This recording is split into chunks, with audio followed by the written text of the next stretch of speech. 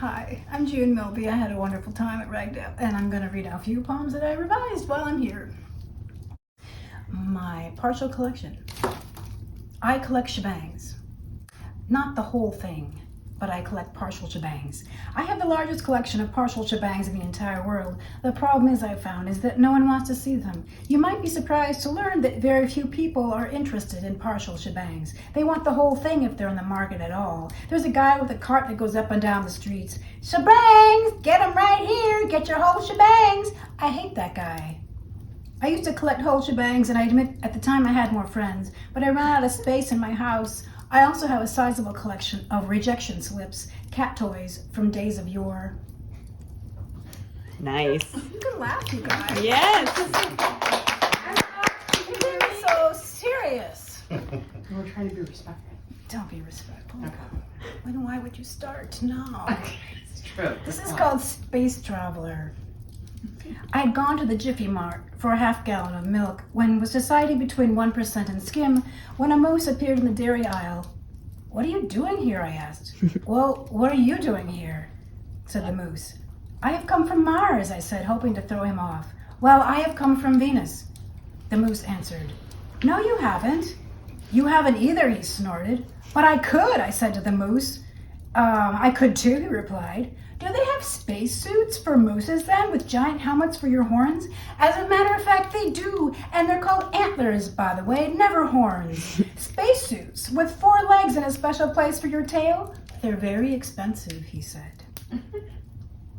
"But the whole herd's got them. There's a herd of moose on Venus. You should know if you're from Mars." "Yeah, I probably should," I said. "There's a space station with hay, and it is shaped like a barn. You should come sometimes." "Or maybe I should," I replied. Then the moose pushed open the back door with his nose, and the alarm went off. He turned to look back at me and then took off running. It was the last time I ever had a conversation with a moose, but it was memorable.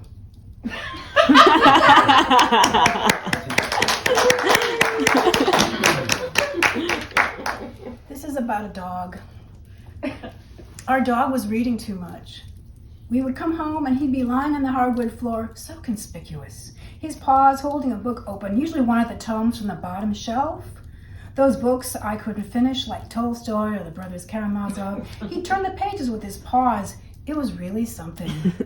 Then he'd get to the end, close the cover with a sigh, and rest his nose on the top, looking really smug. I hated that dog. "But you're not reading every page," I said. "You're turning several pages at once, sometimes 20 pages or more," said my husband. He hated him too. The dog just squinted at me, swatting his tail in a truly smug way, and the next day we'd find him with the second volume of Proust. "I could never get through that," I said. My dog ignored me reading, or at least it looked like he was reading. Drool and a thick line marking his place on the page. "The next time we get a dog, let's pick out one that's really dumb," I yelled. "Agreed," said my husband. Stomping out of the house, he came home with a turtle. We absolutely fell in love with him. He sits in a glass house and thinks about nature. We've named him Einstein. He's terrific, and maybe German. Yay!